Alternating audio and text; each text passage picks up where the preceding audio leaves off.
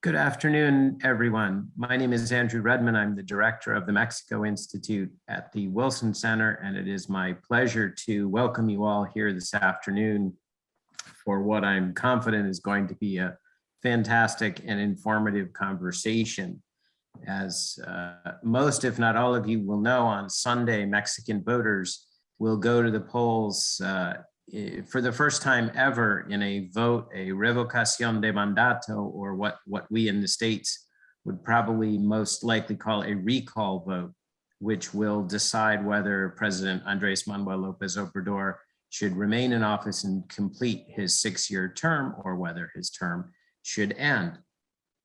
As we were talking about this issue, this rather unique exercise of democracy in Mexico, a number of issues come up when one thinks about everything ranging from the constitutionality and sort of the democratic policy, if you will, of this sort of exercise, the questions of how those who are perhaps not supportive of the president decide whether to participate or not, and a number of questions about what it will mean for Mexico going forward, and even perhaps whether this is a model or will become a best practice for other democracies.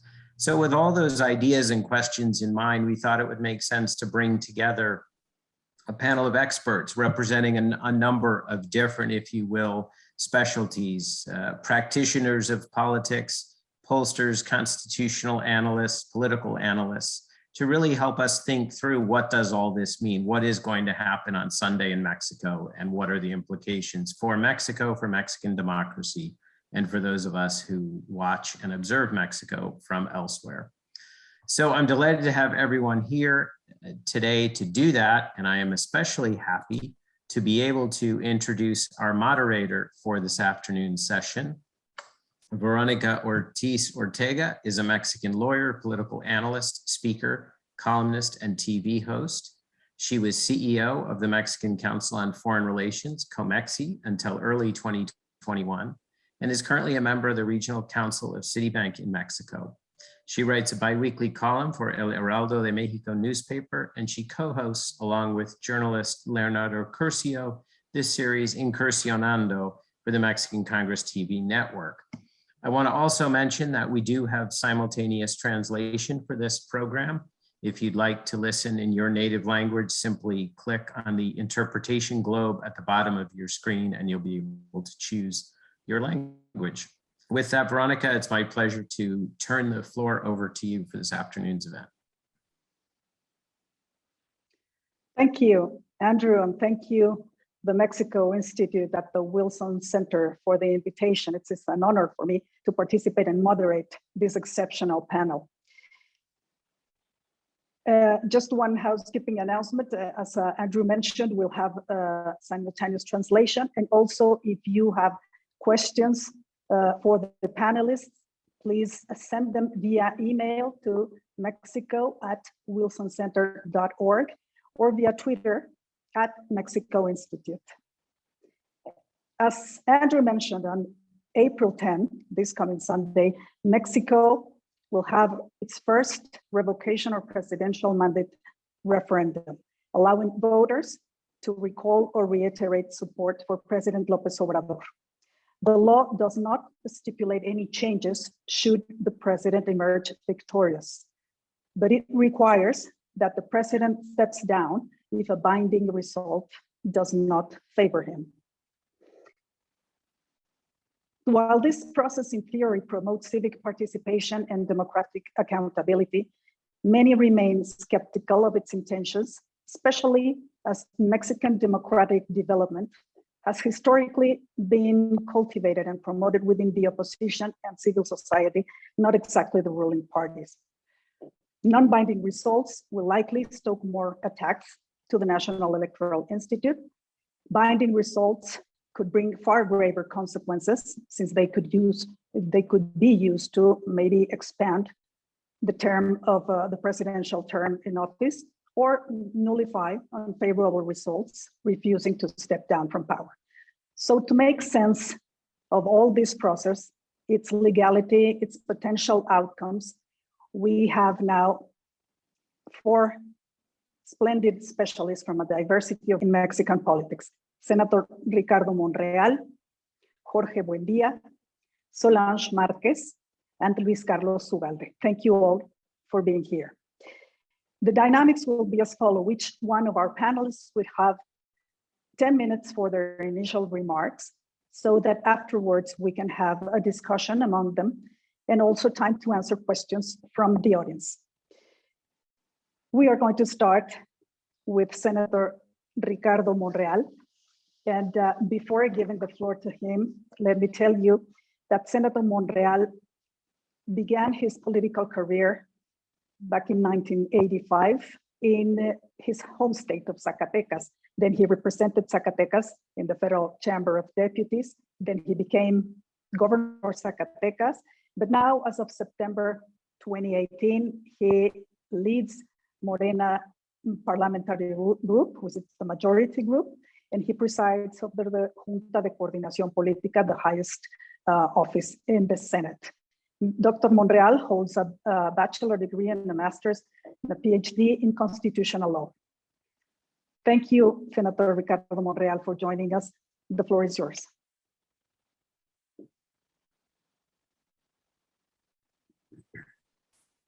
Muchas gracias.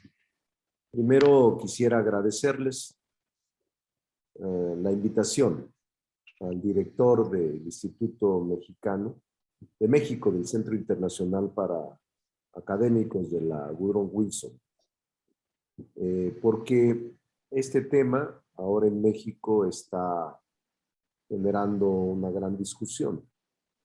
Hoy discussion. Even today, here at the Senate, we are now meeting, having a public audience, and one of the topics that we're touching in our agenda is precisely this one, the one regarding the effects, consequences of the revocation of mandate, the recall referendum that will take place in Mexico. Let me greet all of the panel members that are with us in this exercise and everyone that is connected through digital means. As an introduction, I would like to put within context based on two coordinates regarding the recall referendum as a tool of participating democracy, and it's important as elements of the democratic transformation that Mexico is now undergoing. Also to get to know from political sciences how a procedure like this explains us that can allow to end with anticipation the mandate of one of the key institutions of the presidential political systems. And in second instance, from the political reality that we live, this democratic element in a direct way as a referendum is now embedding in the political mores and traditions of Mexico. Now, let me go back to some of the concepts offered to us by some of the experts in order to allow us to clearly understand the nature of this direct participation mechanism. The first of the authors, such as Rendon and Sobatoy, well, they summarize the revocation of mandate as leaving with no effect the mandate of the head of this position elected by popular election. And the second is the modality through which the electors, the voters, exercise their sovereignty to ratify or revocate the mandate of those elected representatives as a universal suffrage before the end of their mandate.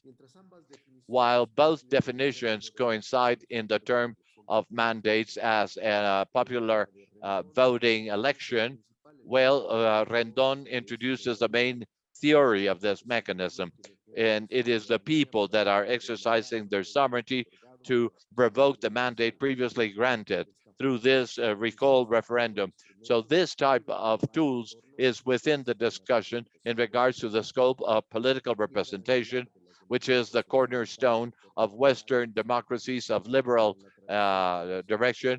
And it has to do with the traditional division of powers and the different system of weights and counterweights, as how The citizens' participation goes beyond the citizenry in a passive perspective that is limited only to issuing a vote in a periodic base without the possibility of taking part as a sovereign entity, not until the next renewal of the public powers. The revocation of mandate is to be a part of the series of political participation tools that the citizens have to express to the constituted government officials the level of approval or disapproval, social disapproval in regards to their performance, even if this implies to withdraw the voting that was deposited as a sign of the trust placed on this officer, as the role of the mandate revocation as an institutional procedure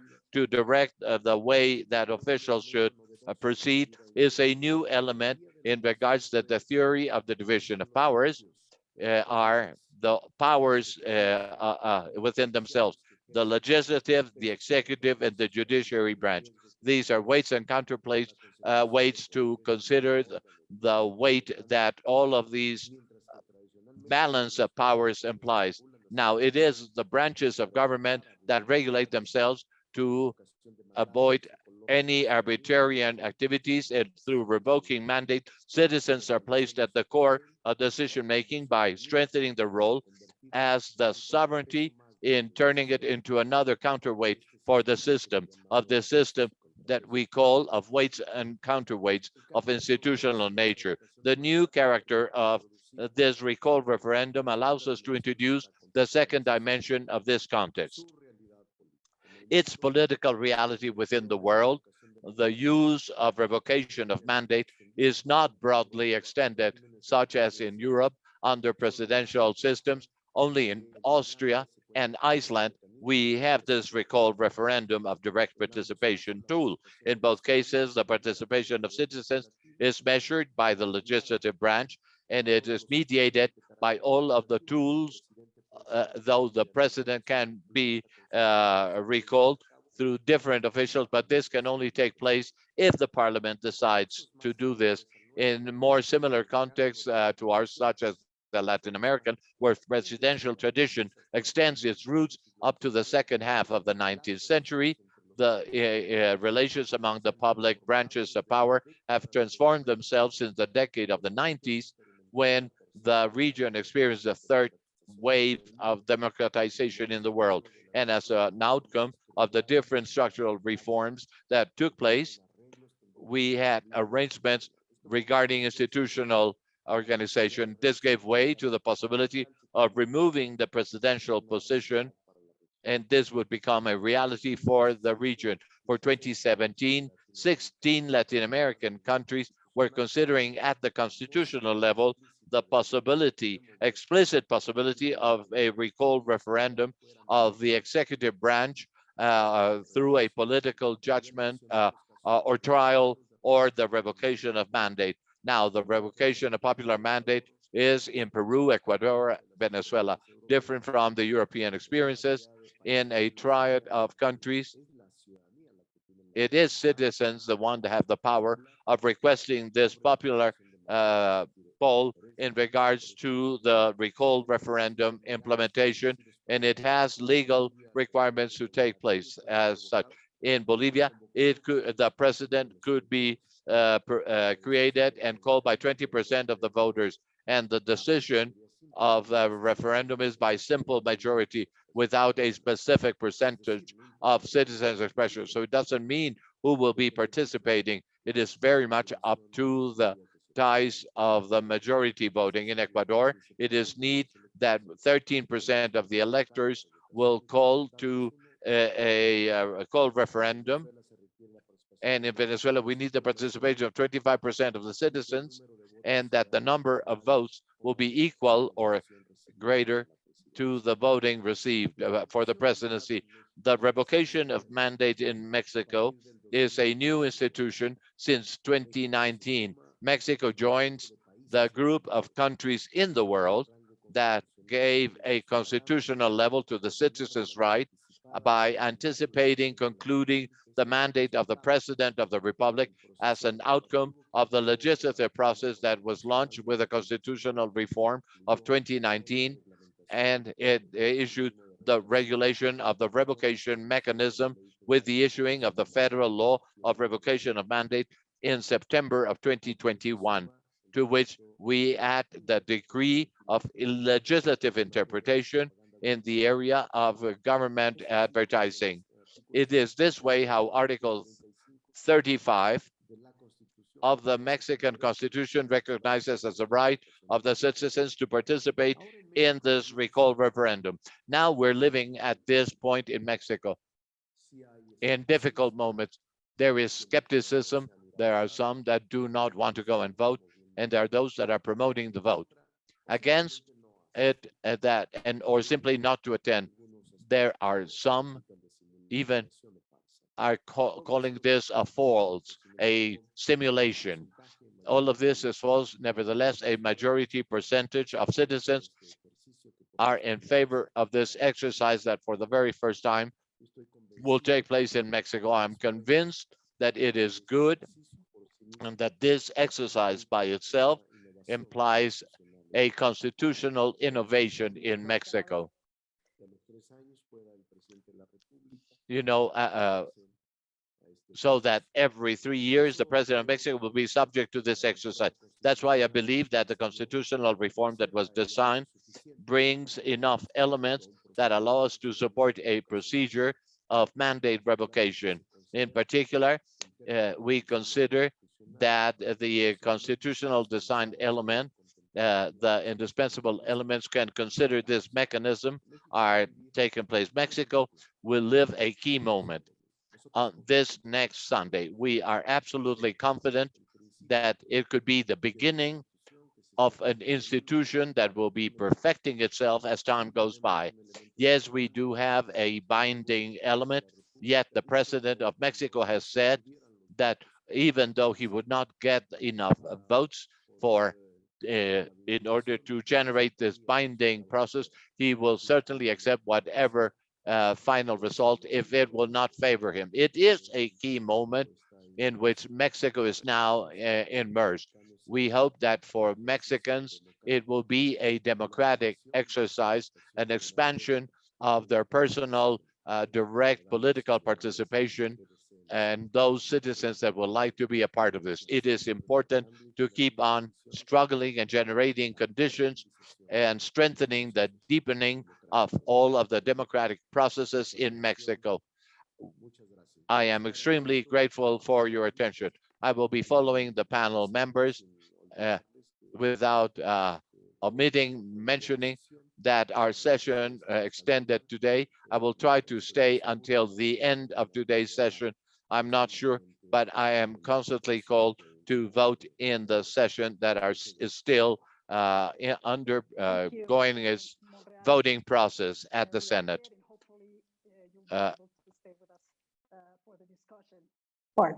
Now turning to what analysis from the opinion polls to understand the referendum context and controversy, let me turn the microphone to Jorge Buendia. Jorge is the founder and president of Buendia y Marquez, a firm on research on electoral marketing, electoral studies, electoral behavior, and public opinion.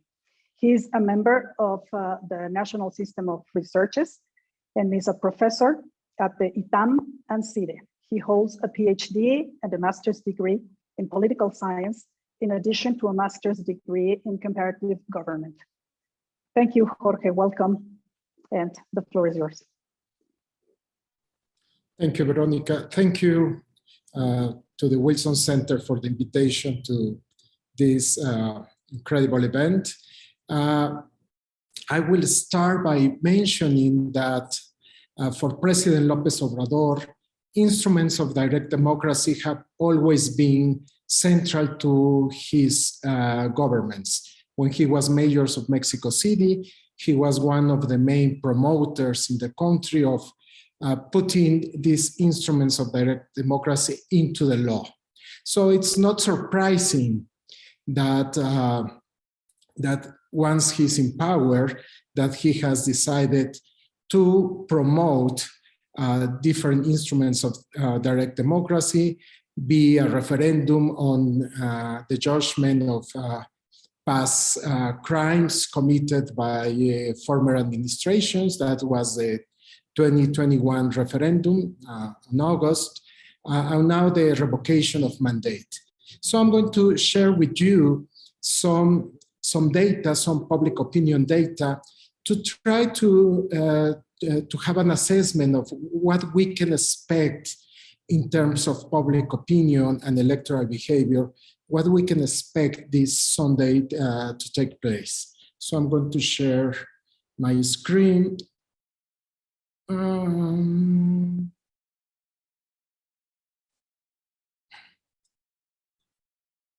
This,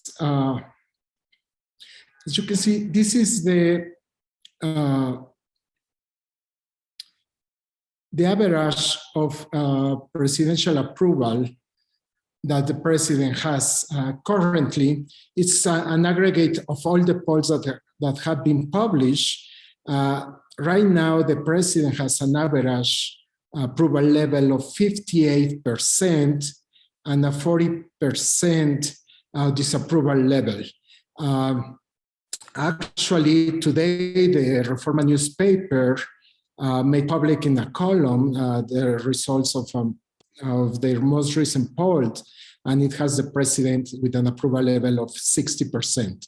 So 6 out of 10 Mexicans approve the job the president is doing. So the question that this revocation of mandate process is going to ask Mexicans to answer, well, we already know more or less what the answer will be. They want the president to continue. And it's one of the reasons that why the president is promoting and its administration is promoting so heavily this process this Sunday. When we ask the specific question that will be asked this Sunday, the percentage are even larger of support for the president. This is our most recent face-to-face national survey, and it has that more than 70% of the Mexican population wants the president to continue, and only 1 out of 4 want the president to quit its job or its role as president. So the attention now, obviously because of this public opinion data that that all political actors know, the attention has been centering not on the outcome of the revocation of mandate, but rather on the turnout rate, and especially on the fact that for the outcome of the process to be mandatory, 40% of the Mexican people have to go to the polls, or 40% of the lista nominal, which is the people that are registered, that are in the electoral roll. So in that sense, we can approach the estimation of the turnout rate from 2 perspectives. One, it's according to the polls, what we should be expecting in terms of the number of people that go to the polls. If we analyze the public opinion data through a statistical model called cluster analysis, and following the belief that we expect the president, or that in this process, the most loyal base of support for the president will go to the polls, we should expect around, and it's this first column, about 26% of the Mexican electorate to go to the polls. Who are these people? This is people that will vote yes, that they want the president to continue. This is people that strongly support the president. 99% of them approve his job as president. 82% of them vote for Morena, would vote for Morena, and they identify strongly with the incumbent party. So as there is a self-selection in the profile of the people that go to the polls, we should expect that the most loyal base of Morena would express its support in the polls, and that number, as I mentioned, it's about 26%. In this scenario, turnout would still be well below the 40% legal threshold for the revocation to be mandatory in the case that the outcome were negative. But as we expect that most of the people that will go to the polls will be supporters of the president, a negative outcome, I think, is out of the question. So this is one perspective. The other perspective, in order to assess what the turnout rate could be, is to look at past history. And here we have two things to keep in mind. The first is that last year we had a referendum on punishing the previous administration of the malpractice in previous administrations. And that referendum turnout rate was really low. It was only 7%, a 7% turnout rate. And the analysis of those numbers, what they show, and in this graph you can see, is that there is a correlation, not a very strong correlation, but there is a correlation between support for Morena and turnout in this 2021 referendum. But the correlation is not that strong, especially in the districts where Morena got most of the votes. The turnout rate was not as high. But it gives you an idea that obviously there is a correlation between support for the president and participation in the instruments of direct democracy that the president is promoting. But this data also gives you an idea of what to expect this Sunday. If you look at these points, these districts that were the ones with the highest turnout rate, and I'm going to show you which ones they are, we will have an idea of what to expect this Sunday. The 5 electoral districts with the highest turnout rate last year in the referendum were districts Jorge. Yes, in Guerrero, Veracruz, and Chiapas. Most of them are rural districts. So we should expect that this Sunday that this type of districts will have, or areas will have the most influence. And just to finish, I'm going to show you that, or to share with you what other benchmark we can use. And that's the votes that Morena got last year in the midterm elections. Morena got about 17 million votes. That would be 18% of the electorate. And if we add the PT, the Workers' Party votes, between the two of them would get about 20% of the vote. The electoral base of both parties are more or less similar. But still, this number would be well below the 40% threshold. So we have to sum up what we should be expecting in terms of turnout. I would say that the upper bound, where we should locate the turnout rate would be around 20%, but between 15 and 20%, more or less. Thank you.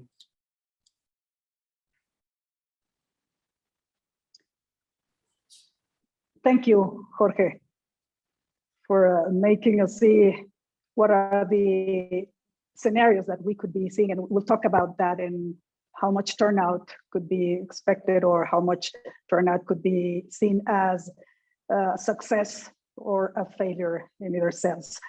But now to talk about the constitutionality and the legal implications of the revocación, or the revocation of mandate in our constitution. As Senator Monreal said, this is a new figure, a new process introduced in the Mexican legislation. Now let me turn and introduce Solange Marquez. Solange served as Vice President of the Mexican Council on Foreign Relations, COMEXI, and is currently its delegate in Canada. She's a partner at Framer Consulting Corp and at Prospectiva Strategic Consulting and teaches law at UNAM. Solange holds a law degree, bachelor, master's, and a PhD in constitutional law. Thank you for being here. Welcome, Solange. Thank you, Vero. Thank you for the invitation. I am going to share my screen. Okay, ready. Well, let's go and analyze. Just going to put my watch. Okay, to be respectful with the time. Yeah. I'll let you know when 2 minutes are left. Thank you so much. Okay, let's talk about the concept. And this instrument was approved by constitutional amendment in 2019 by the Mexican Congress. However, the concept is contained in a transitory article, and then it was translated into the federal law.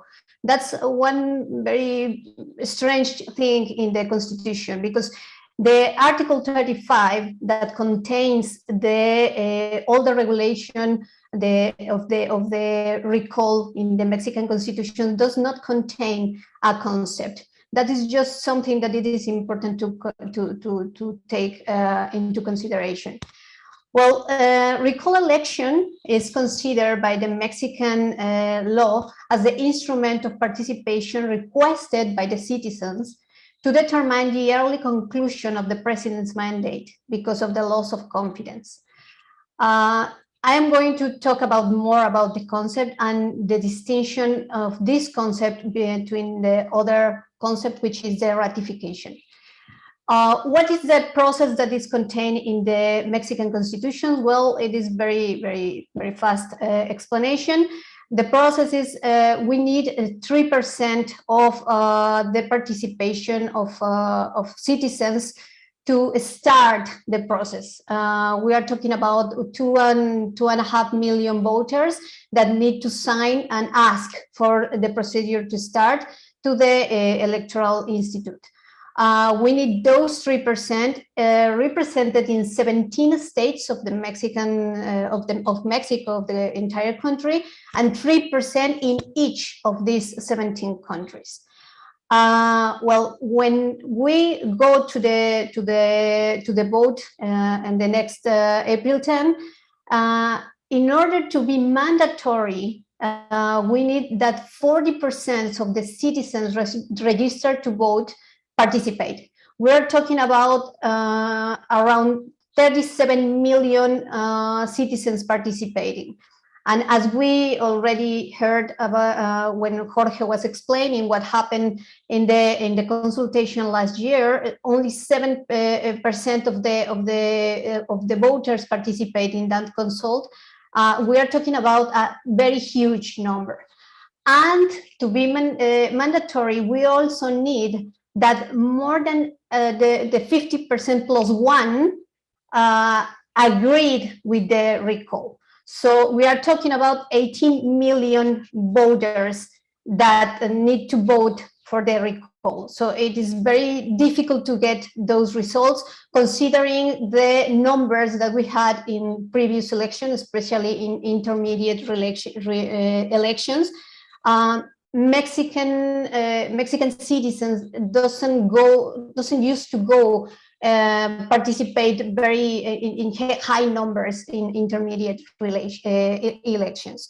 So that's about the process. And it is important to say that it is established in the Constitution that this process will occur once every presidential mandate during the first 3 months of the 4th year.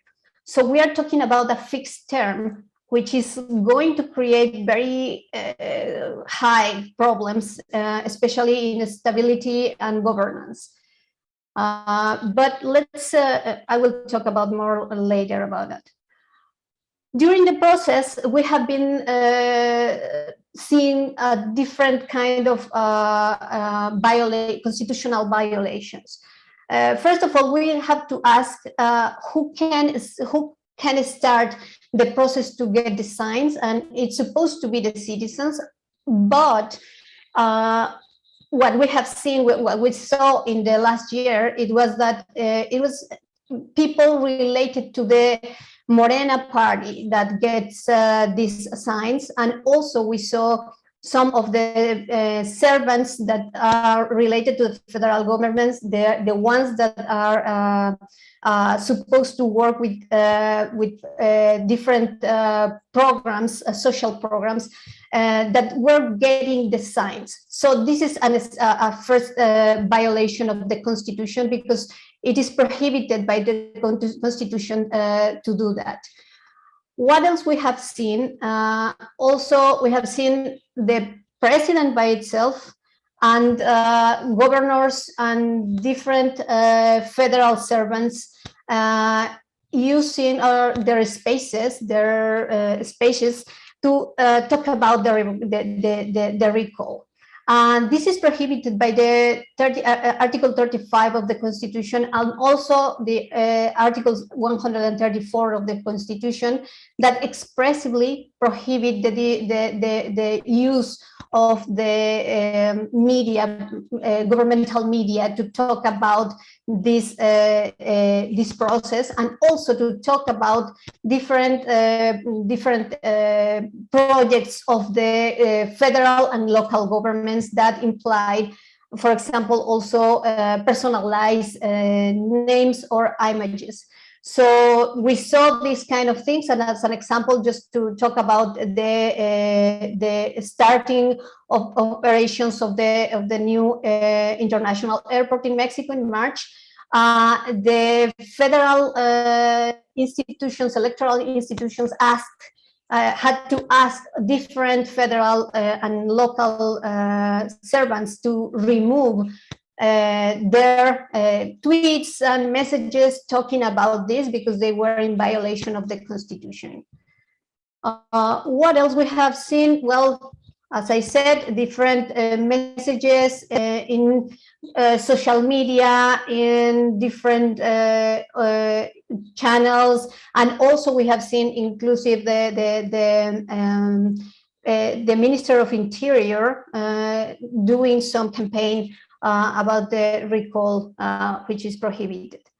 Another, it is not exactly a violation, but we can talk about this as something irregular. It is the question that Mexicans will have to respond in the next April. The question was revised by the Supreme Court, and they agreed that it was constitutional. However, the question just doesn't talk about just the recall. The question also mentioned the possibility for the president to continue, which is very irregular, because we are not talking about a ratification. The president is going to continue his mandate until 2024. So we are not talking about a ratification. So whatever it is, the Supreme Court agreed that it was constitutional. So I said it is irregular to talk about this, because it creates confusion between the voters. In the right part of my screen, I am showing you an example of another kind of question. This is the official ballot made in California. 2 minutes, Solange. Okay, perfect. In California, and they asked just for the recall. And after the asking for the recall, the people were asked for who is going to take the place of the government, of the governor. So possible scenarios, just very quickly. If we don't have, first one is we don't have the 40% of the voters, the president remains.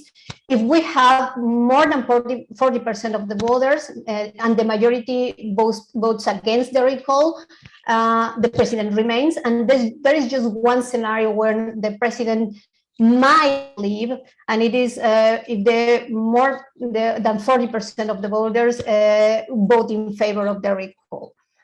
Well, just to say that recall is different than ratification. Ratification is promoted by the elected representatives and is promoted in a specific period and had different effects. It can violate the Constitution by misleading voters. What they have been doing to promote this as a ratification is a violation. It can be used to renovate popular legitimacy, and it creates a concentration of power in the figure of the president. So thank you so much, Vero, and that's it. Thank you, Solange. Very important issues at stake, and I think you made quite the point by comparing what the another recall processes, even if we speak about the US recent recall in California, but the difference between that and the revocation exercise in Mexico. Now, let's talk about this referendum, this particular figure, possible impact on democratic institutions as we are seeing the scenario and the actual attacks on the election and the electoral referee, which is the INE, the National Electoral Institute, and the courts, the electoral courts. Let me introduce, for that purpose, Luis Carlos Ugalde. Luis Carlos is the CEO of Integralia Consultores, specializing in political risk analysis, strategic planning, and good governance. He presided over Mexico's Federal Electoral Institute, IFE, now INE, from 2003 to 2007, after serving as a Secretary of Energy and Chief of Staff at Mexico's US Embassy. Luis Carlos holds a PhD in political science, a master's in public administration, and a bachelor degree in economics. Thank you, Luis Carlos. Welcome, and the floor is yours. Thank you, Veronica, and thank you for the invitation to the Wilson Center. So my topic is to talk about the implications of this exercise of this new institution in Mexican politics. So I will divide my presentation into two different type of implications. The long-term implications for the democracy in Mexico, and then I will talk about the short-term implications of this new exercise. So let me begin by saying that I think that this supposedly instrument of democratic accountability has indeed become, in practice, a weapon of political propaganda. That is how it is working today in the streets of Mexico, and that is how it is happening. My colleagues have already explained how this is so. The process was initiated by the Morena party, not by those that want López Obrador out of office. It is the president the most interested in this exercise taking place. So this is not a revocación de mandato. This is an act of propaganda. So this exercise is not going to create a process of civic education, and it is being a part of more infighting between parties. Sorry for this. Sorry. This is becoming a source of polarization, fighting among political parties, and so this is not civic culture. This is propaganda, and I think that the legacy of the first exercise is propaganda.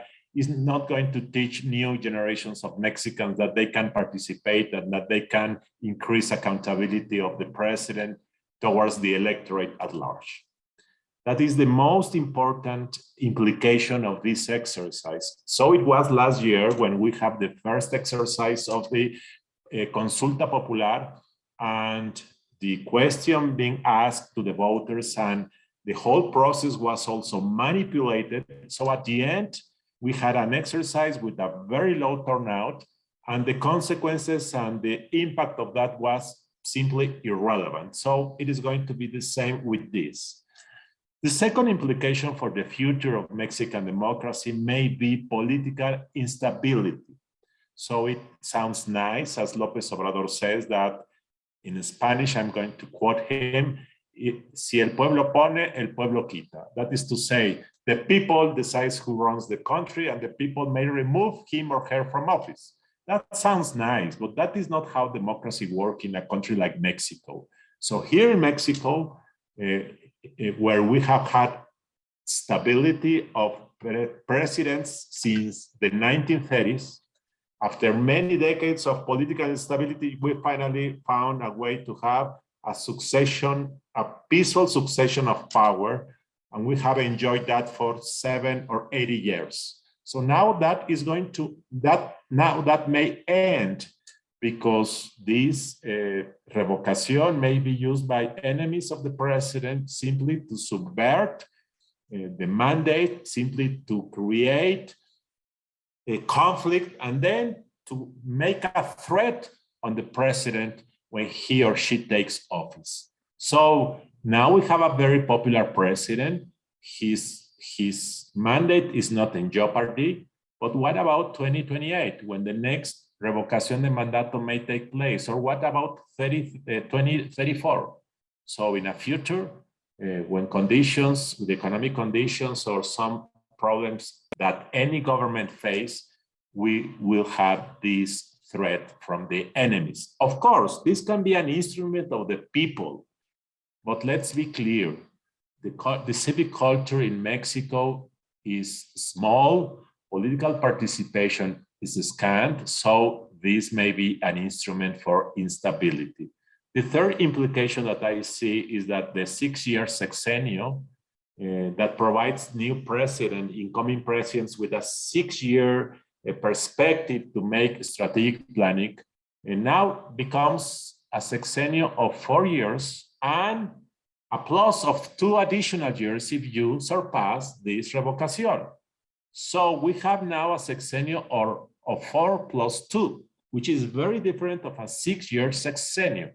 The implications for planning are huge, and the incentives for an incoming president who sees that he or she has first to solve this problem in the 4th year and then get 2 additional years, I think will change forever how the logic of presidential politics operate in Mexico.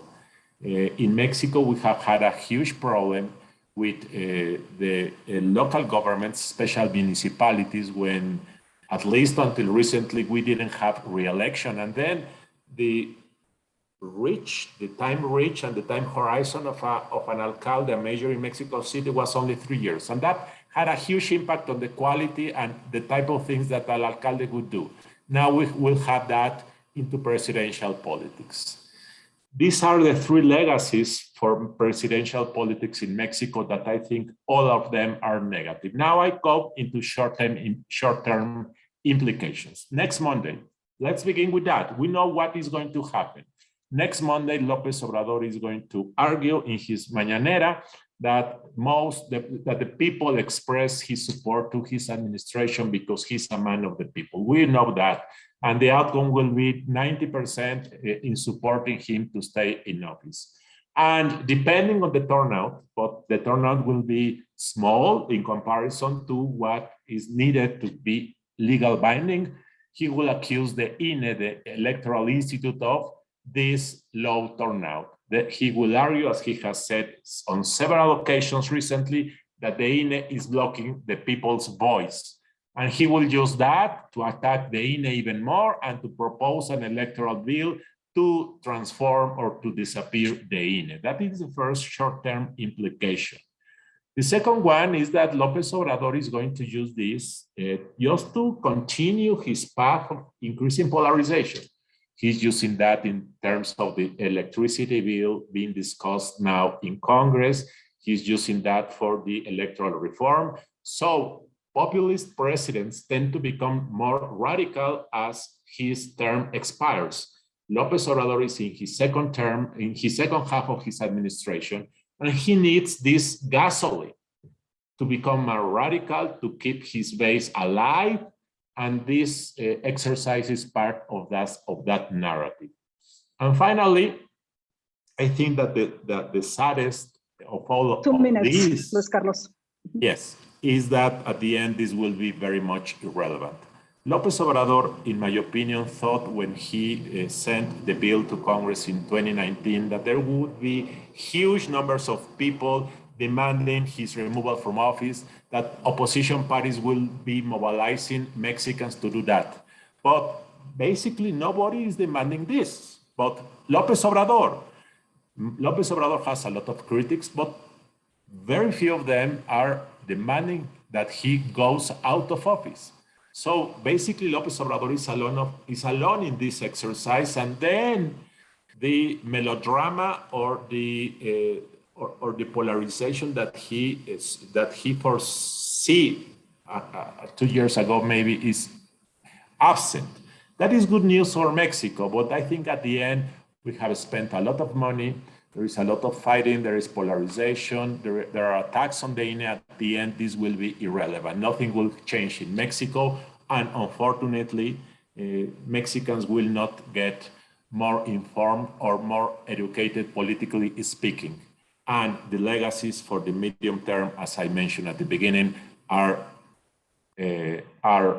political risk for Mexican democracy. Thank you.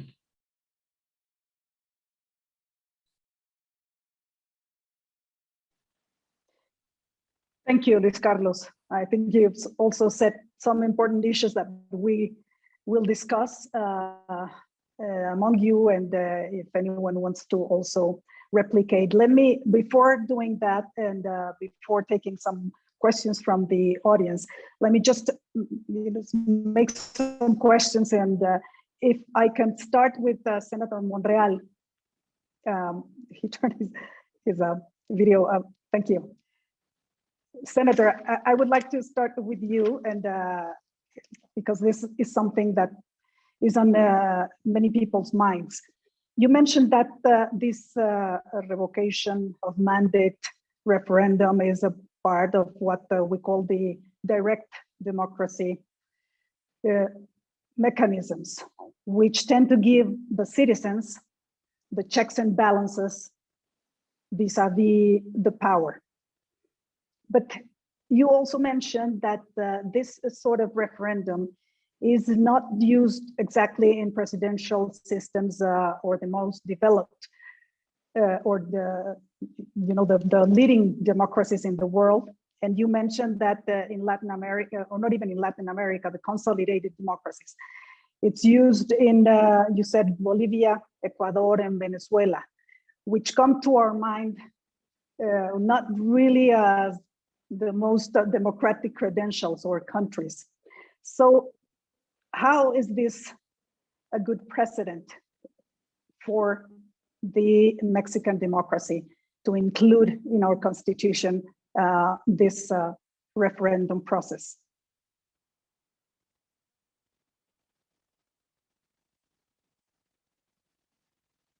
Oh, your microphone, please. Su micrófono, por favor. Yes, I'm ready. Well, I made reference only to some countries, yet there are other countries in the world with Western democracies, including the United States of America, do have in place recall referendum systems.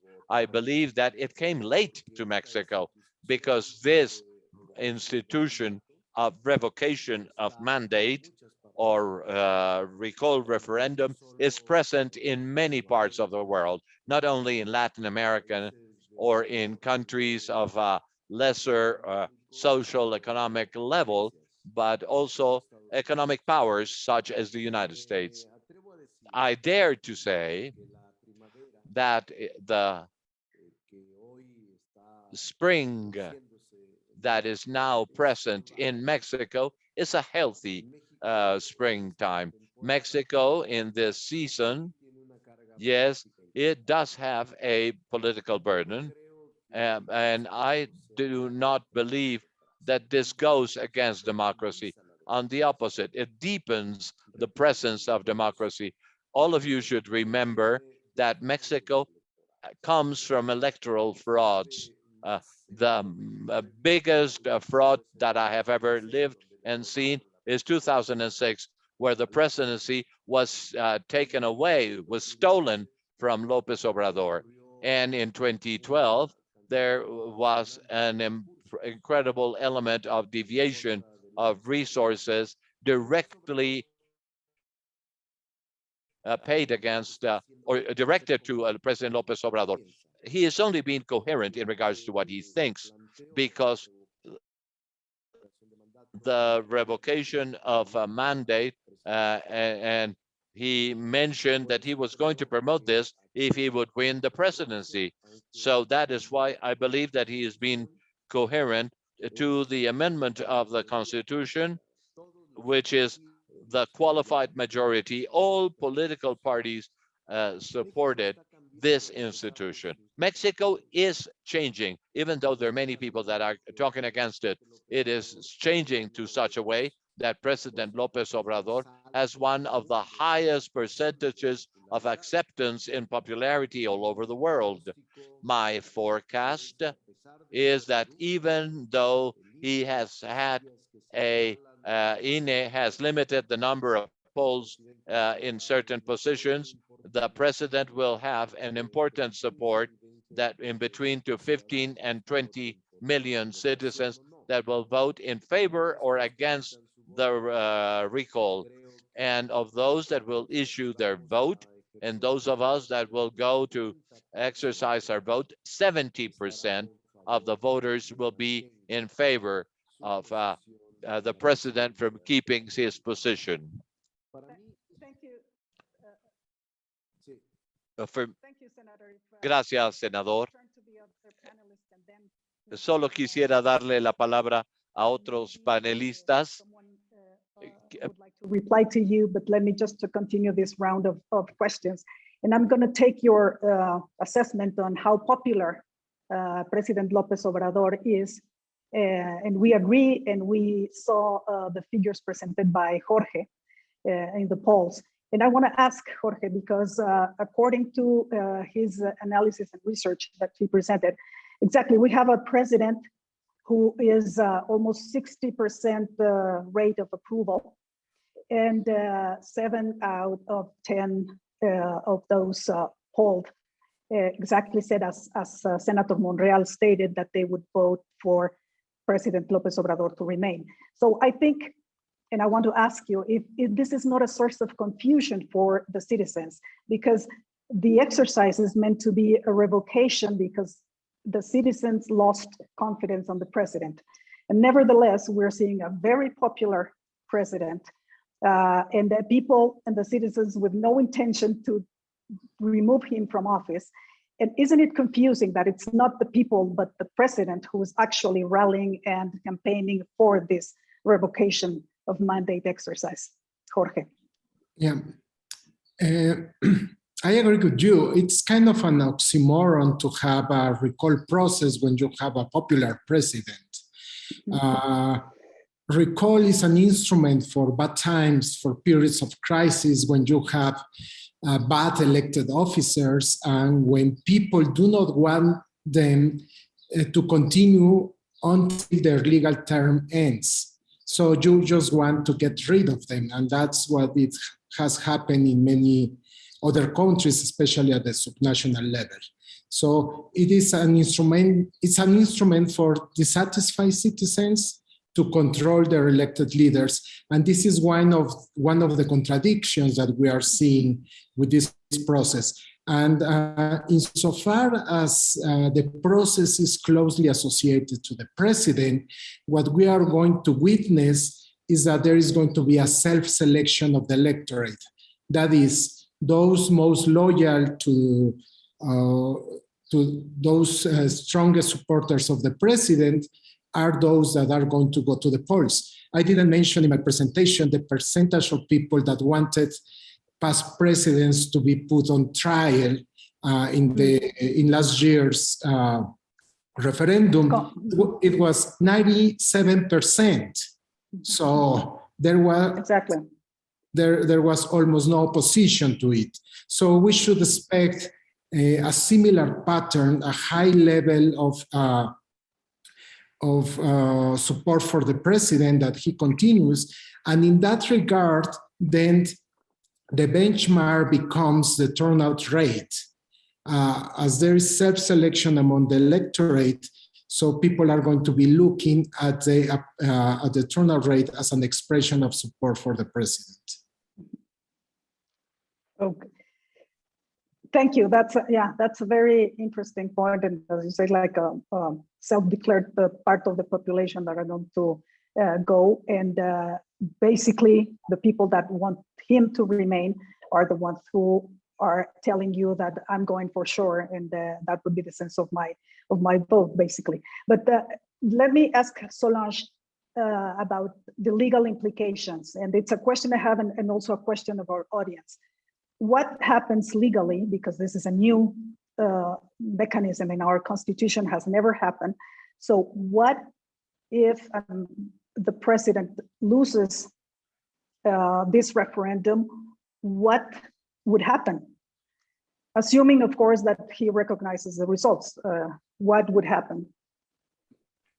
Thank you, Vero. According to Article 84 of the Mexican Constitution, the president of the Mexican Congress will take the place only during 30 days. In this time, 2/3 of the members of the Congress should be present in a session where they will designate the person who will terminate the mandate until 2024. But it is tricky because when we heard 2/3 of the Congress, it sounds like a supermajority, and it is not.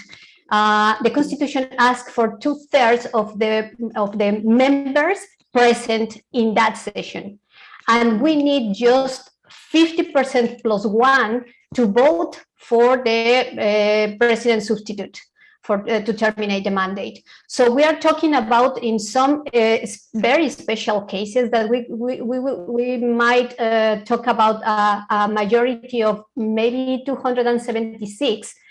When we talk about a supermajority in Mexico, normally we tend to think about 334 members of the Congress, but that is not true, because the Constitution doesn't talk about a supermajority elected. The vote is just 50% plus 1 of the 2/3 present in that session. Of course. Yeah, so that lowers the threshold. Yeah, and just to say that that majority by this moment, Morena and their allies had that majority, and well, it will be easy for them to have an agreement on who will take the place. Exactly. Morena has the majority, not 2/3 of Congress, but the majority needed for that, exactly. And that's one of the ironies of this, because you have a president elected by 30 million votes that could be kicked out of office by a very lower significant number of voters. And then we would have another president that wouldn't even be elected by the public. It would be elected by the minority, the party in Congress, Morena. So that's one of the ironies, and I think one of the most worrisome outcomes that we are seeing. Luis Carlos, let me turn to you, and because what you say are the implications are very important, and I think they could erode basically one of the pillars of the Mexican democracy, and I think we all agree on that. That is the INE, the National Electoral Institute, that has played a key role in Mexican transition to democracy. Now, what we have seen up to now is basically a fight and some, this revengeful procedure behavior between the president and the electoral authorities. Senator Monreal mentioned that it all comes from the alleged fraud of 2006, and I don't know if this intent of overthrowing also these electoral authorities comes from the back to since 2006. So what is your take? What will happen with these INE? And for this pillar, what will happen to our democracy if the INE is held accountable and want to eliminate it or replace it? Okay, before going into this, I want to just mention something. López Obrador is a popular president. Our country is stable now. There is no crisis.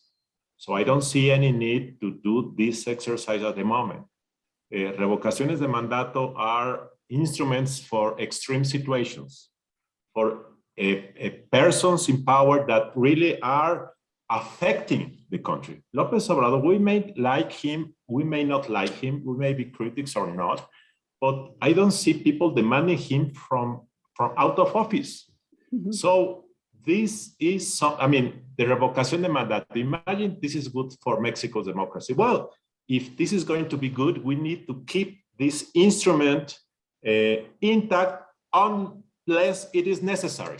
But by using this in this first time, when we have a very popular president, we are just lowering the price. And this is going to become irrelevant in the future. So having said that, and having said that I may be critical of López Obrador, as I have been of other presidents, I don't want him out of office. I want him to finish his administration, do the right things, and be accountable to the people. Okay. With regards to the second aspect, regarding the elect fraud of 2006, 17 years away from that point in time, I haven't seen any evidence of such allegation. So I just keep to that record that I don't see any evidence. So unless there is evidence, this is just an political accusation. So López Obrador has accused the INE ever since. I don't see that he has the votes to transform the INE. He lacks 57 votes in the Chamber of Deputies and around 10 to 11 in the Senate. So I don't think he's going to be able to change the INE as we know that. But he will be able to weaken the INE by accusing the INE every day. He will be able to reduce the budget of the INE, and by doing so, INE will be unable to carry out its task. And in March of next year, there is the appointment of 4 new councilors. And if Morena doesn't get into a consensus with the other political parties, there is not going to be an appointment. Mr. Monreal is very much aware of what happens when political parties cannot appoint the directors of independent bodies. This week, I think it was yesterday, there was going to be the appointment of 2 new commissioners of the Transparency Institute, and it was impossible to do so. But that is the case of the Transparency Institute. The case of the INE is different. So imagine that in March of next year, it's impossible to appoint the new 4, including the president. So even if López Obrador cannot disappear the INE, there are a lot of risk in the future, given that López Obrador really want to transform, disappear, remove the councilors of the INE from office. Yes, exactly. Anyone would like to comment on that? Senator Monreal, maybe.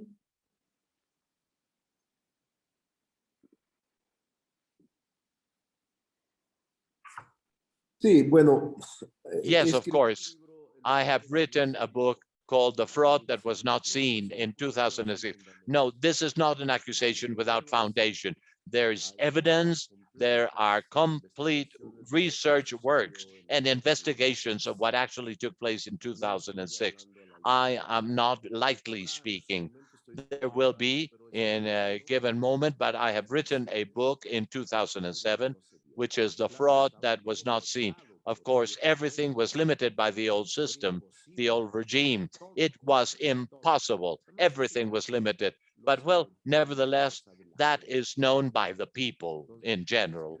So I believe that the history is right there, and you will not be able to erase it with as many water buckets that you can dump on it, so, or that they are existing there. And I'm confident that we will reach agreements to renew institutions, not only at INAI. We have done this in all institutions, at the Supreme Court, at institutions of financial nature, magistratures, and embassies, in control functions that the Senate and the Congress has in order to exercise its constitutional control functions.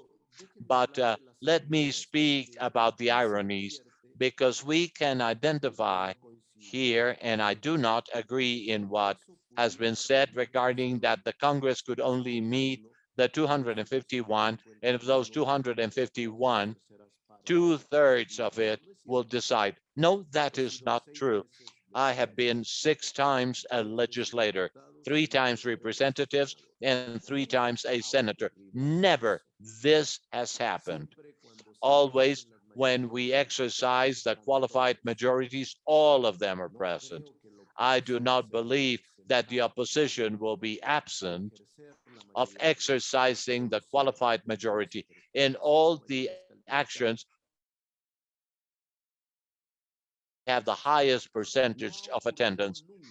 Never has it ever happened that it's 251 or these 251, we will achieve the qualified majority with a lesser percentage. It is not happening in reality, and much less when it has to do with appointing a president of the Republic in the case that the mandate revocation is of binding nature and will achieve the requirements, and well, that they will elect a president. That is not happening.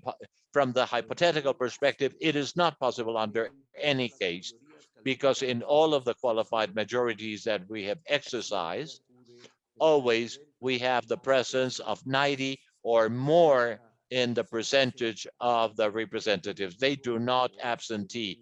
I'm saying this given my own personal experience, Now, the president of Mexico, it will be subject to the recall. For me, INE has not had a good performance since the very moment in which it limits to 1/3 the number of voting polls to exercise the writing vote. In itself, there is a conditioning element and a serious restriction for citizens. So then it is not an attack to INE. It is a reality that INE is putting in place restrictive power for the universal direct voting exercise of this new institution called the revocation of mandate.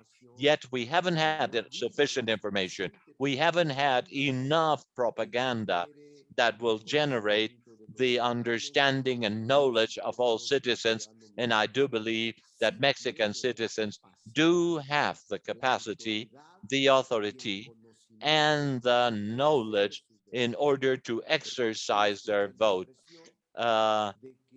Because I heard the expression here yet that we, from the civic perspective, we're not prepared. That is false. There is capacity, awareness, consciousness, and more mobilization in order to defend our rights. We are within a transformation process, of course. Yes. Thank you, Senator Monreal. Let me bring in Solange. You raised your hand, Solange. Thank you so much, Vero. Just to answer Senator Monreal, with all due respect, but there are examples of what I said. In 2012, when the Congress added diverse mechanism of democracy, direct democracy, the constitutional reform that's supposed to need supermajority was approved by the vote of 279 legislators. And also in 2011, when also a constitutional reform was made to add the water the right as a human right in the Constitution, it was approved with 296 or 95 votes. So there are some examples, and it had happened. The possibility, just the possibility that it might happen, is a risk. Maybe not now, maybe not in this case, but we don't know what will happen in the next years. So it is a risk, and I think we should think about these mechanisms as something for the future, not just for the context that we are living today. Thank you, Solange. I don't know if anyone wants to reply, but maybe Luis Carlos, about this instability that could come not only now, but in the future. Solange mentioned about the legal reform that now fixes a date at the beginning of the fourth year of the mandate to have this revocation of mandate exercise. And you mentioned, well, that might also be a source of instability, because this should be taken as a last resource exercise, as a last resource when you really have the people dissatisfaction, I mean, overwhelming dissatisfaction enough to ask for a recall of the president. So this could institutionalize the political incentives to overthrow legal governments. Legally elected. Me voy a permitir comentar ahora en español para expresar con más precisión mis ideas. Allow me to speak in Spanish to be more precise. I believe that the Mexican presidential system has been questioned by the concentration of power, and that criticism was made to the 20th century PRI, and this same criticism is now with the current administration. But it was a positive element that the Mexican presidential system had, was stability. I reiterate that the stability that Mexico enjoyed in the 20th century was very important for institutional construction that the country had in all senses. After the 70 or 80 years of coups d'etat, of conspiracies that Mexico lived at the end of the 19th century and the first 2 decades of the 20th century, I am not foreseeing that this is going to turn us in a sort of a unstable country. What I'm simply saying is that we have to assume that, of course, the recall may be an accountability tool, but it can also be a political instability tool. Simply, the new president on the 1st of October will have in its radar that 4 years later, we can have an exercise for whatever good reasons the people would like to carry it out, or it's the political enemies that lost the presidency would like to submit him or her to such a recall. This is a reality of the Mexican policy. If we wish to truly have an accountability of the presidential power, we have the Congress there. And of course, in this Congress in the last 40, 50 years, rarely has exercised its accountability function. We have the judiciary branch, we have the independent bodies, and if it has to do with the fact that the people will submit to a scrutiny to its president in a direct way, I mean, we have more functional ways, such as to limit the presidential term and limit it to 4 years and allow a re-election. I think that is undesirable at the current moment of Mexico. It's not desirable, but it would have the same effect without the risks that this represents. So I'm not opposed to the people participation or express its opinion, but I'm not naive, as is everyone here. We have read Mexican history and we know that these risks will be present. So I am concerned with the perspective of the 6-year term in the Mexican government that give the president a mid-term vision will be diluted among our hands, and then we will have presidencies of 4 years plus 2, and that changes the presidential policy logic considerably. Estamos very brief in a minute and a half.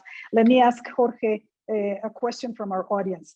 what can Mexico do to increase voter turnout? Maybe making it mandatory to protect democratic participation and prevent highly motivated minorities from hijacking the democratic processes? What do you think? Well, it's already mandatory to vote, but there is no sanction. time for not doing that. No sanction. So the thing with to increase turnout is not that easy. Sometimes turnout is not related to ideological or political factors. If you remember, the highest turnout rates that we have had in the recent past is when we had a new voter card. People just wanted to use their voter card. It was a very updated electoral roll. So it was an administrative decision. So actually, we do not know what's the true turnout rate because as the INE and previously the IFE has shown with their encuesta de verificación muestral, there is a lot of mobility among the Mexican voting population. And that means that they are living in places where they cannot vote. So that's an administrative barrier to turnout. So it's not that easy to increase turnout. I think that one of the factors that usually are expected to increase turnout, it's political competition. And in this case, for instance, of the revocation of mandate, there is no competition because the opposition decided, and obviously because the president is popular, so you just have one side. It's like a soccer game when there is only one team in the field and the other team didn't show up. Okay. Thank you, Jorge. I'm going to ask now each one of you to please share your final comment. 1 minute. Please, Senator Ricardo Monreal.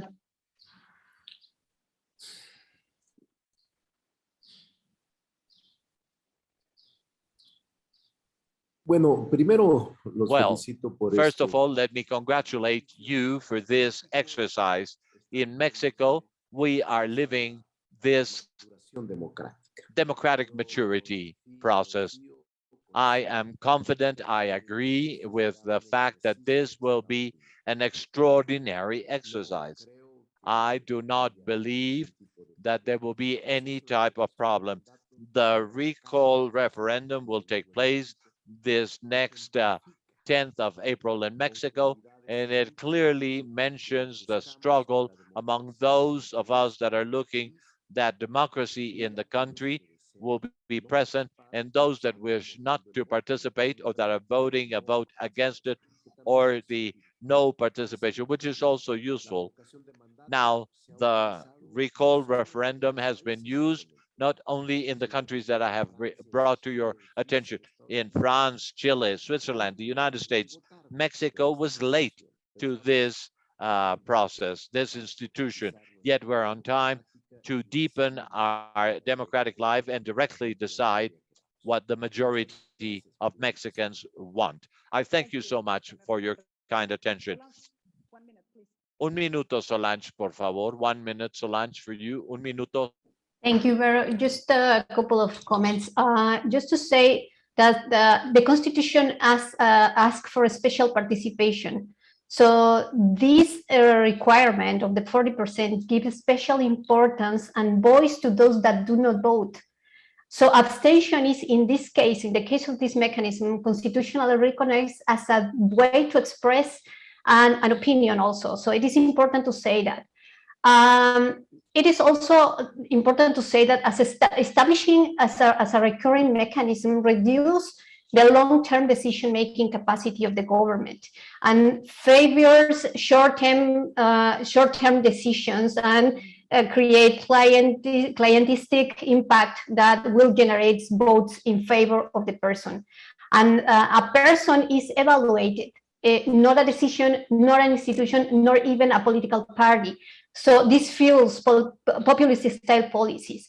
And finally, just to say that it is true that many countries had recognized this mechanism, but at subnational level, just 3 countries have this mechanism as national level, and those are not really good examples, as you said before: Venezuela, Bolivia, and Ecuador. So it is important to have that into account. And in the case of Switzerland, for example, it has been used once in the 1820 something. So it is not something that you can use in democratic countries right now. Thank you, Solange. Jorge, 1 minute, please. Yes. While in democratic terms, we may root for a lot of exercises in direct democracy, the truth is that people are not very fond of these kind of democratic parties. People do not like that much to go to the polls. I just mentioned that the referendum last year, only 7% of the electorate went to the polls, and in the midterm elections a couple of months before, less than 50% of the people went to the votes. Even in the presidential elections, 2 out of 3 Mexicans vote. So when you ask people to go to the polls continuously, you run the risk of tiring the people. If it is true, for instance, that the most loyal base of supporters of Morena are going to go to the polls this Sunday, then we may have the case that they went to the polls in June in the midterm elections, they went to the polls in the referendum, they went to the polls this Sunday, and I don't know if in the 6 states that are going to have, if these same type of voters will show up, they may be tiring its electoral base. The electoral, yeah, correct. Thank you, Jorge. Luis Carlos, 1 minute, please. Well, I think that next Sunday, we know what is going to happen. I am in favor of accountability, of course. I don't see this as a best means to get that. I prefer Congress, I prefer the judiciary, I prefer other things. And in the future, I think we could shorten the presidential period to do this, but in a different way. Finally, I don't see any reason to remove López Obrador from office. The Mexicans voted for him. He's a popular one. We may dislike him, but that is not sufficient reason to create this idea that we want to remove him. So I dislike this idea in all aspects. And that's my position. Thank you very much. Thank you all for participating for this extraordinary discussion and for helping us make sense of what's to expect for next Sunday. The Revocación de Mandato exercise, whatever the outcome, will be a historic event in Mexico and for this time and the years to come. Thank you all again. And with this, I turn the microphone to Andrew Rudman. Veronica, thank you. I really have nothing to add. I think as predicted, it was a great, a really fascinating conversation. I certainly learned a lot, and I hope our other viewers did as well. And so I want to thank you, Veronica, for doing a fantastic job moderating, keeping us on time, and really thank our 4 speakers, Solange, Jorge, Luis Carlos, and Senator Monreal, who I think had to leave. But again, great to have all of you with us. We really appreciate it. This will be posted on our website, so folks are welcome to view it again if they like. We've also done a series of commentaries by a number of Mexico Institute fellows and other friends of the program. So I encourage you to check out our website for some more analysis of what the Revocación means for Mexico, for Mexican democracy. And with that, I want to wish you all a great afternoon, and thank you for joining us. Thank you. Bye. Thank you.